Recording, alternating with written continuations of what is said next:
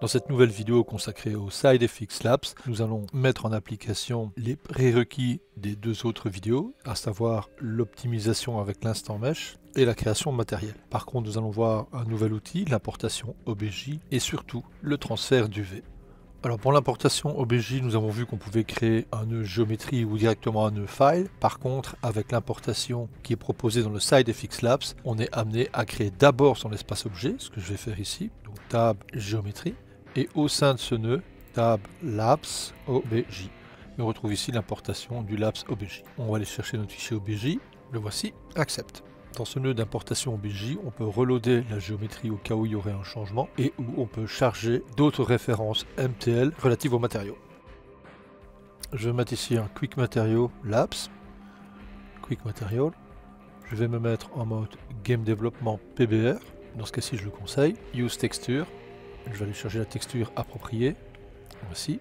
Donc ici, j'ai enlevé le filaire pour une meilleure visualisation. Alors si la texture se met aussi bien, ça veut dire qu'il y a une coordonnée de texture. Ça, c'est quelque chose d'intéressant que nous allons observer en affichant les projections UV sur le côté. Pour ça, j'appuie sur V pour le Viewport Layer. Je divise ma vue en deux. Et dans cette vue, barre d'espace 5 pour avoir le développement UV. On voit bien que cet objet a un développement UV. Je vais charger la texture de normal afin de simuler le relief. La texture de normal est maintenant mise sur mon objet. J'ai aussi une texture d'occlusion, donc je vais la charger, Use Texture. Augmenter sa valeur.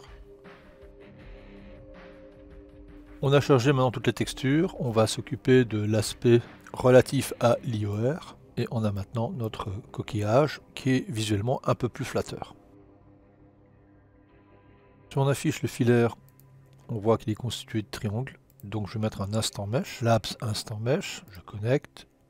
J'affiche. On a maintenant ici une optimisation, mais on remarque que l'UV disparaît. Bilan, si je quitte le mode filaire, il n'y a plus de texture. Je vais vous montrer l'outil UV Transfert.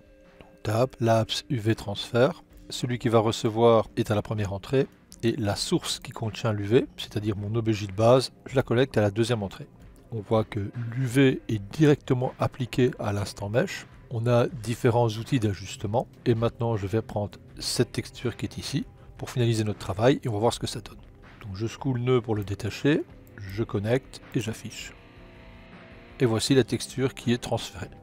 Je reviens sur les paramètres d'instant mesh, il est à 1000. Je regarde maintenant en réduisant, on voit que le transfert de texture fonctionne toujours. Je vais afficher maintenant en grand, donc V, Viewport Layer, Single View. On a maintenant notre objet optimisé et la texture a été transférée.